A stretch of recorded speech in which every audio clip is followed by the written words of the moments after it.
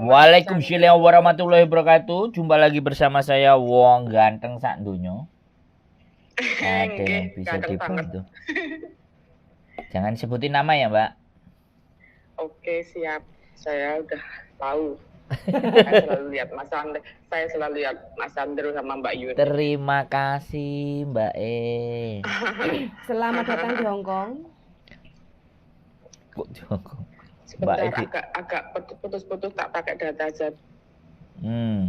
Di sini Hong Kong berarti meledak. Enggak, ini kan saya di panti kan.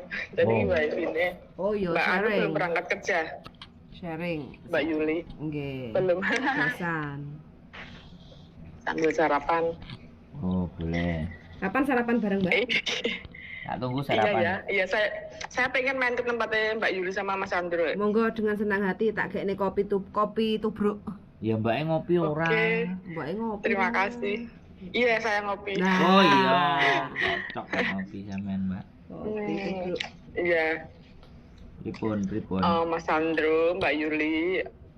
Mbak, sebenarnya saya mau cerita tuh ada rasa malu apa ya, karena ini lebih ke masalah pribadi, tapi jujur ini yang membuat saya berat melangkah sampai saat ini. Apa ya, lebih ke beban apa ya? Ya diceritakan siapa tahu rasanya rada plong.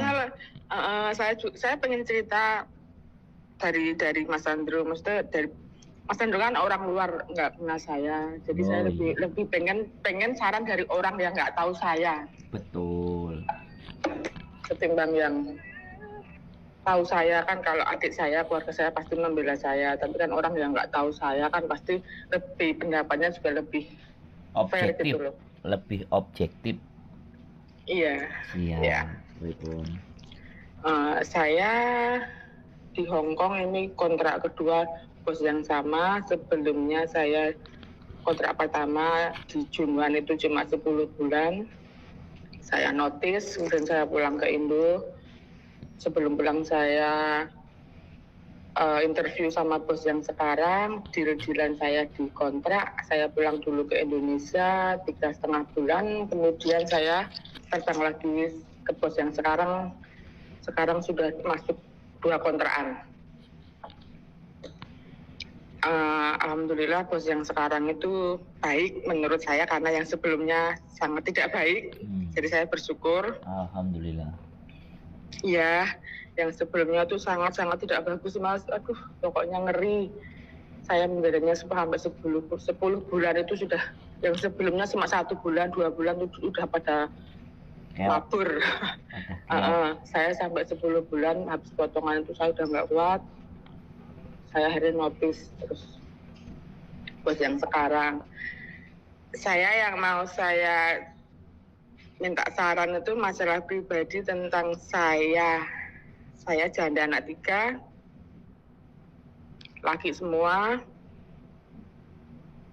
Saya punya hubungan dengan seseorang yang sudah punya keluarga, beristri sebelum saya ke Hong Kong. Dan itu udah lama, sampai sekarang pun masih.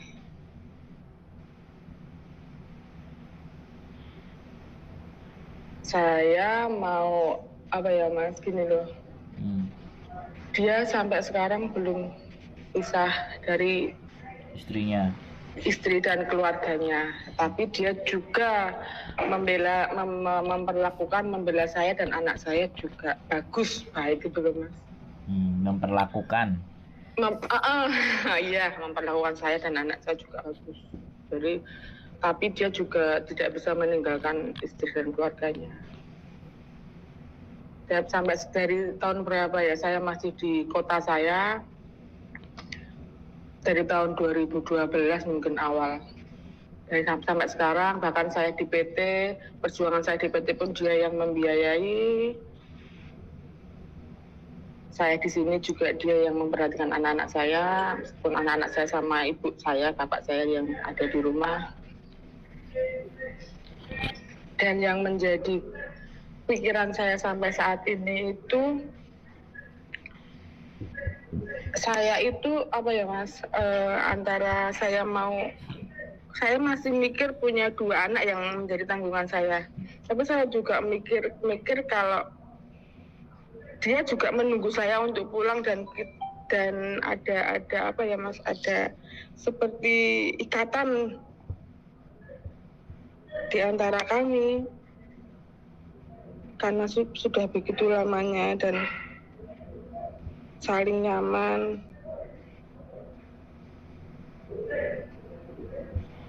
Dan menjadi akhir-akhir ini saya jadi gelisah, jadi saya mau kerja apa saya pulang untuk dia karena dia sudah berumur kan.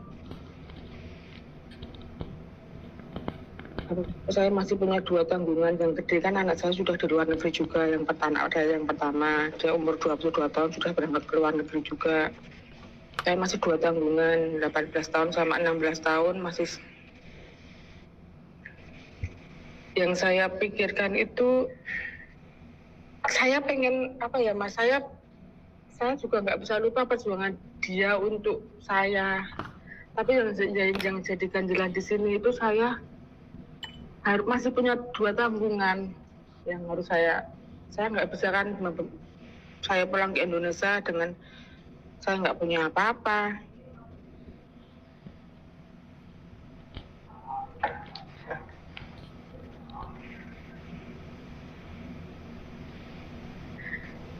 Kami mendengar, Mbak. Iya, saya sama ngomongin aja, muntahin semuanya. Tampan aneh. Iya. Selama ini saya nggak pernah cerita ke orang lain karena teman-teman yang di sini taunya dia suami saya. Karena memang begitu saya juga saking cintanya, saya juga merasakan dia juga begitu. Perjuangan dia buat saya juga saya tahu, cuma ya terkadang ada konflik-konflik yang membuat saya berangkat ke sini juga awalnya dari sakit hati karena dia juga Mas. Tapi ya juga dia akhirnya kayak merasakan kehilangan saya ketika saya minta pamit untuk saya mau pergi ke luar negeri. Saya pengen punya rumah karena saya belum punya rumah. Awal saya berangkat, saya sendiri karena dia juga awalnya tidak mendukung, tapi akhirnya mendukung, tapi semakin kesini ada konflik-konflik juga yang membuat saya juga. Tapi kenapa ya aku tuh nggak bisa ya Mas, apa saking cintanya atau saking apa saya nggak bisa saya lepas dari dia. Sedangkan satu saya janda, kalau saya mau saya bisa main, saya bisa cari cowok atau apa, tapi saya nggak bisa Mas.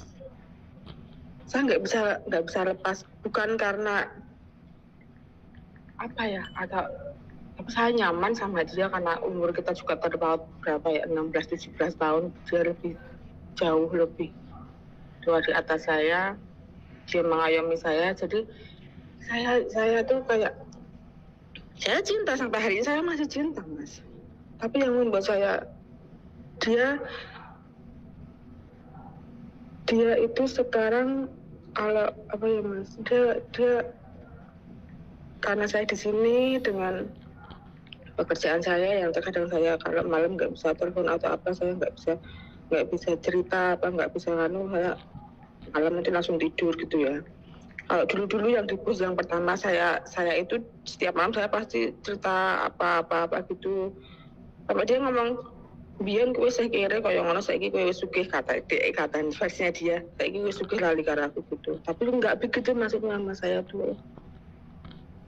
Nah sampai sekarang semakin kesini ya semakin kayak apa ya, bundet kadang ya. Aduh, dilema. Ceritaku belepotan, ceritaku sampai aku tuh bingung mau cerita dari mana. Aduh. Dilema. Ya. Sampean pergi itu utang budine akeh ngono kan. Iya, betul. Iya, betul. Wis aku sampean ceritani sak menit deh. Sampai mengguri-mengguri wis. Baca psikisnya sampean udah mulai meraba bisa gitu loh. Kemana mau arahnya? Iya Mas, saya nggak bisa, nggak pandai ngomong. Jadi tapi pengen cerita, tapi kalau saya belum nyaman tuh nggak bisa keluar semua gitu loh Mas. Iyalah, intinya kan itu sih. Nah sekarang sampean masih mau ngomong apa giliran saya? Sampean saya Oh. udah saya dengar. Nah statusnya dia dengan istrinya masih baik-baik saja apa enggak? Enggak. Nah kalau enggak baik-baik saja ya, kalau dia ada surat cerai ya sampean langsung masuk. Belum. Ya ditanyakan kepastian hukumnya. Kan nggak boleh kayak gitu mbak. Kalau dia belum cerai terus menjalin hubungan sama sampean, itu semuanya juga tahu. Ya intinya gini, budi baiknya dia akan komplit dan akan saya terima ketika kamu sudah bisa bercerai dengan istrimu. Atau kecuali kamu boleh baik sama istrimu, aku mbok kenalin sama istrimu setuju aku jadi istri kedua, ya berangkat. Nah piye Jal? Iya. Nek kayak gitu. Pernah ada obrolan seperti itu Mas. Saya pernah. Kalau saya pulang, kamu mau cerai atau kamu mau jadikan aku istri kedua? Lah wong kowe ora bali kok, aku arep kawin karo sapa, kawin ro wedhus gitu jawabannya. Kowe mulih dhisik gitu kan Mas. Tapi saya dilema kalau saya pulang. Karena satu, saya juga belum punya rumah. Ya kan, saya pengen pulang dan saya punya rumah dulu. Dia bisa sama saya. Bahkan saya tuh mau dia tuh sama saya, ikut sama saya. Dia ninggalin semua fasilitas keluarganya ya semuanya. Saya mau dia sama saya dengan orang tok aja saya mau gitu. Tapi saya punya rumah dulu dari sini. Saya punya rumah dulu, punya apa-apa dulu. Saya baru pulang. Ya kok kenapa sampean yang punya rumah? Kalau dia memang laki-laki dan mau, ya dia suruh bikin tempat lain dan dia pegatan dan pergi. Baru setelah ready semuanya baru sampean pulang. Kan begitu. Jadi gini, perasaan sama logika itu kalau dicampur ya kayak sampean itu nggak bisa. Perasaan dan logika itu jalurnya beda-beda mbak. Perasaan itu boleh 30%. 30%, 40% itu perasaan itu udah terlalu besar. Logika kita harus di 70%. Mengingat sampean janda, ada yang dihidupi, dan sampean juga di Indonesia pun tidak, mungkin perjuangannya akan jauh lebih berat dibandingkan ketika sampean di Hong Kong. Iya. Gitu loh.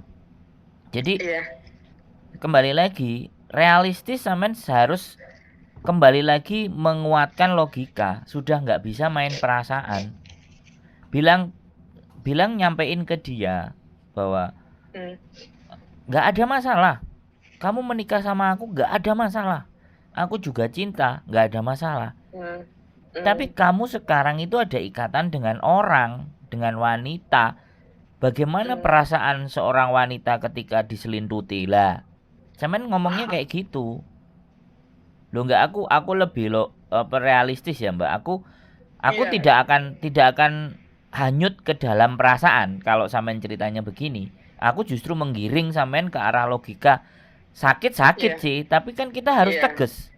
Dan nggak bisa hal kayak gini itu dilanjutin gitu loh. Maksud saya kan gitu. Kalau memang mau lanjut ya mau diselesaikan apa diwayuh. Sampean kenalan sama istrinya. Gitu loh. Kalau sampean nggak kenalan sama istrinya berarti kan jalur belakang. Karmane luwih jeru loh mbak. Bayare sampean akan berat di situ. Nah itu ndak boleh, perasaan itu dibiarkan berlarut-larut menguasai kondisi dan pikiran sampean. Sampean bilang kayak gini, aku tidak membenci kamu, tapi tolong selesaikan urusanmu. Dan kalau kamu memang mau menikah dengan saya, ya kamu pindah, pergi atau usaha atau bagaimana caramu. Ketika kamu bisa membuktikan itu, saya akan kembali. Pasti buat kamu. Saya harus mengamankan kondisi saya dulu, kan realistisnya begitu toh mbak. Iya mas. Anak tanggungan dua. Kalau perlu diblokir. Tapi dengan pesan terakhir seperti itu. Hubungan ini akan saya lanjutkan ketika semuanya keadaanmu sudah selesai, sudah membaik, kasih deadline 6 bulan 7 bulan bisa nggak nyelesaikan cerai dengan istrimu. Saya nggak mau dengan kayak gini, aku juga wanita. Saya nggak sombong.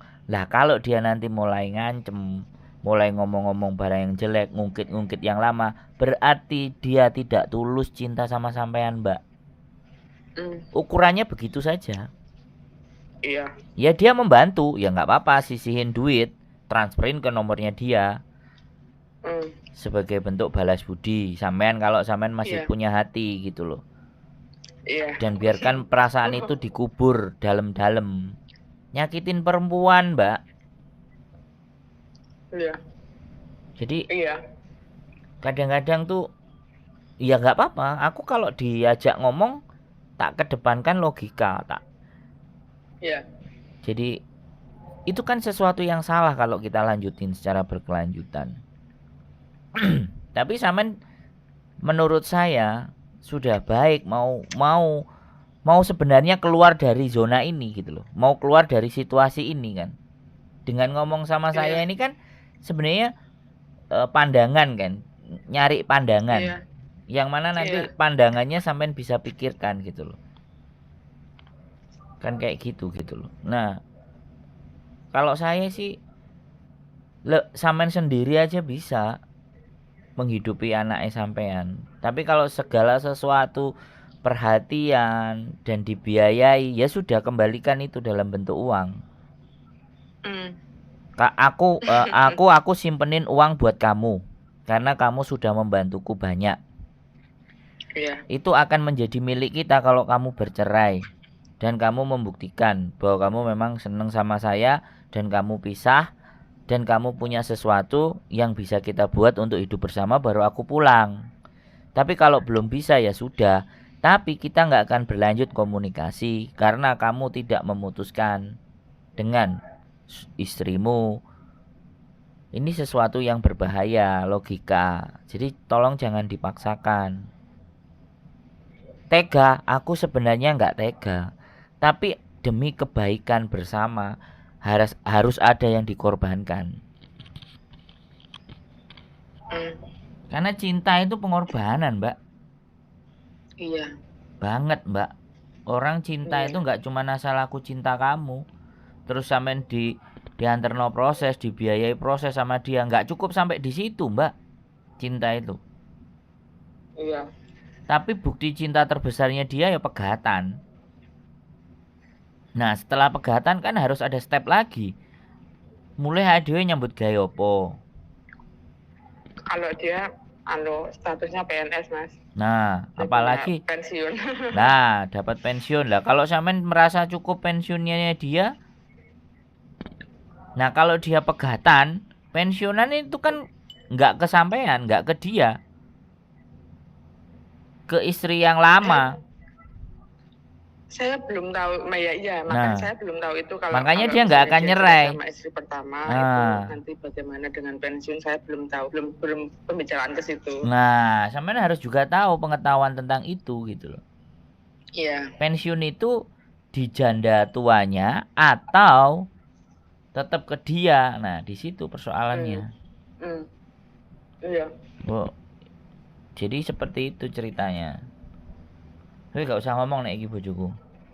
Iki urusannya saya ini, psikologi ini. Sinaune jeru iki, Mbak. Iya. Jadi dilema yang terjadi di dalam diri sampean itu saya bisa merasakan. Sampean jek duwe tanggung jawab, Mbak, dan menyelesaikan tanggung jawabnya itu kan anak sampean. Terus rumah. Ya itu saya di kontrak kedua itu kayak berat banget menjalani, itu kayak ada jenuh, bosan, kayak nggak ada semangat, tapi saya masih punya 2 tanggungan. Nah, kalau saya pulang, saya mau kerja apa dengan biaya yang kalau dari sekarang sudah terbiasa dengan anak saya ya maksudnya anak muda ya, cowok semua, yang 3 kan udah kerja, yang 2 itu kan maksudnya terbiasa, Bu tembasi yole gitu kan. Nah, saya pulang ke Indonesia, saya tidak bisa nuruti, saya pulang juga, itu pikiran, aku mulai anakku piye, tapi ora mulai kok Gitu Mas. Jadi sampai kemarin sore itu sampai aku apa ya kayak sumpah jenuh banget. Aduh, apa sih sing tak pikir apa sih sing gawe aku susah gawean ya saking penake Mas. Iya toh. Iya. Kerjaan aku tuh saking pen aku tuh kurang syukur apa sih, tapi kok aku sedih ya gitu loh Mas yang tak rasake. Ya itu tadi. Kayak babi patkai ngomong cinta deritanya tiada akhir sampai akhir zaman. Wah, babi patkai kan begitu ngomongnya. Mencari kitab suci di ke barat bersama Biksu Tom Sancong dan apa Sung Gokong. Jadi, iya, kan kita harus bawa obrolan kita itu jangan serius, Mbak. Harus ada ada ketawa-tawa tipis-tipis kayak gitu loh, biar keresahan itu tidak menyelimuti gitu. Kalau kita hatinya agak sedikit tertawa, kita masuk doktrin sama masuk pengetahuan itu bisa smooth gitu loh. Bisa masuknya nggak kayak dipaksa gitu loh. Harus mencairkan suasana. Teknik public speaking itu kayak gitu. Cairkan suasana dulu, masuk sebentar, buka hati, kena gitu, Mbak. Jadi Iya Mas. saya belajar teknik berbicara dan teknik memahami audiens. Waduh, ngono ya tak anggap saya ngomong dengan audiens sih gitu loh. Jadi nggak apa-apa. Perasaan itu tidak ada yang bisa melarang. Muncul dan timbul dan tumbuh itu tidak bisa kan kalau dibunuh secara langsung dan tiba-tiba jadinya agak nyesek gitu loh. Dan sekali lagi bukan garansi ya Mbak. Cinta itu sifatnya naik turun ya. Iya Mas. Cinta itu sifatnya absurd. Jadi nggak jelas mau ke arah mana. Kalau dilihat hubungan yang seperti ini gitu loh. Tapi kalau dia benar-benar yakin ya kan, dan dia surat cerainya ada ya kan, dan benar-benar resmi berpisah, dan kemudian dari pensiunnya dia masih ada sisa sesuatu, gono gininya udah harus diselesaikan, dan dia pergi ya kan, dia pergi tidak bawa apa-apa, semuanya dikasihkan istrinya untuk menata hidup baru, ya sudah, berarti itu pembuktian gitu loh. Dan pembuktian itu butuh waktu gitu loh. Nah, dia bisa nggak berkorban ke situ? Dan faktanya sampean masih punya 2 tanggungan. Nah, di situ itu logika kita harus bermain di situ. Mau nggak mau, hari ini blokir dibuka, 6 bulan lagi, 7 bulan lagi saya pasti nyariin kamu. Atau 1 tahun lagi. Kirim nomor rekeningmu. Kamu sudah bantu saya banyak. Saya harus kembalikan, saya anggap itu sebagai hutang. Tapi kalau hati dan perasaan sebenarnya nggak bisa. Tapi mau nggak mau aku harus ngelupain dulu. Aku harus fokus dengan pekerjaanku. Sampai akhirnya kamu benar-benar bisa.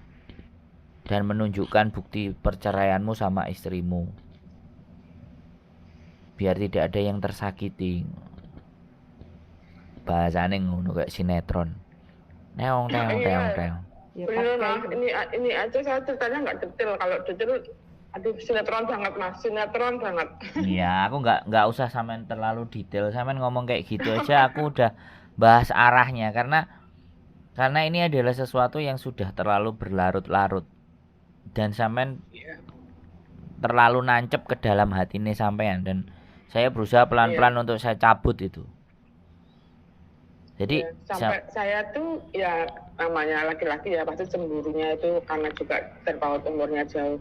Karena saya tuh nggak ngapa-ngapain Mas, beneran saya nggak ada chatting sama cowok, atau nggak temen cowok, nggak. Saya menjauh dari itu. Saya memang membatasi diri. Saya nggak punya teman cowok, nggak ada sama sekali sampai hari ini di situ. Tapi masih ada curiga ya, memang laki-laki seperti itu ya. Tapi saya sendiri tuh membatasi untuk hal-hal seperti itu karena saya nggak mau dikurang ajari, karena teman laki-laki itu pasti arahnya ke kurang ajar apa-apa, candaan seksis lah apa. Saya nggak mau digituin. Saya tahu diri, saya tahu itu, dan saya juga menjaga itu meskipun pasangan saya tidak minta gitu loh. Tapi ya masih saja saya dicurigai. Duh, itu